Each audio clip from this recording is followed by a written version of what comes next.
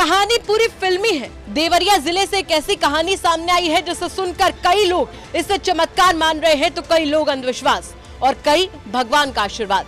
देवरिया जिले के भागलपुर विकास खंड के मुरासो गांव के एक घर के सामने लोगों की भीड़ लगी हुई थी। किसी को समझ ही नहीं आ रहा था कि आखिर माजरा क्या है। लोगों को बाद में पता चला कि गांव में एक मरा हुआ शख्स जिंदा हो गया। ये बात इलाके में आग की तरह फैल गई। किसी को समझ ही नहीं आ रहा था कि आखिर कैसे हुआ। अब चलिए आपको इस घटना के पीछे की कहानी बताते हैं। साल 2008 में राम सुमेर यादव नाम के शख्स के बेटे अंगेश को जहरीले सांप ने काट लिया था। उस समय अंगेश की उम्र करीब 10 साल थी। सांप काटने के बाद उसके घर वालों ने पहले झाड़ फूंक कराई। हालत बिगड़ते देखकर उसे अस्पताल ले गए, लेकिन डॉक्टर्स ने उसे मृत घोषित कर दिया।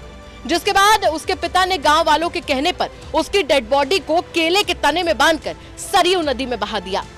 इस घटना के 15 साल बाद अंगेश अचानक अपने घर वापस आ गया और सीधे अपनी मां के पास पहुंच गया। दावा तो यहाँ तक किया जा रहा है कि अंगेश को अपनी बचपन की हर बात याद है।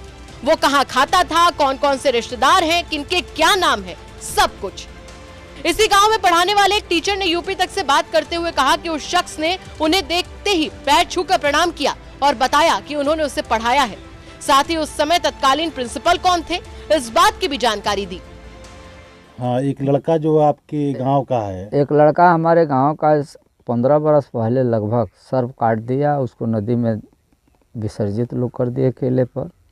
वो लड़का वापस आया, मेरा नाम ले रहा था। तो बताने के अनुसार तो मैं वहाँ पहुँचा तो सैकड़ों का कई सौ लोग वहाँ भीड़ थी। और जब हम उसके पास पहुँचे 10 कदम दूरी पर से ही वो पहचान करके पैर छू के प्रणाम किया। मैंने कहा कैसे पहचानते हो, तो मेरा नाम श्यामानंद बताया। कहा कि जिरासो स्कूल में आप 6 में हम पढ़ते थे और हम कनकाला को हमको 2-4 बार मारे भी हैं।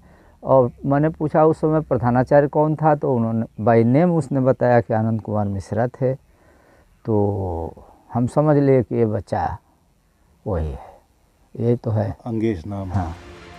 अब आप इसे चमत्कार समझते हैं या अंधविश्वास, हमें कमेंट करके जरूर बताएं। देवरिया से राम प्रताप सिंह की रिपोर्ट, यूपी तक।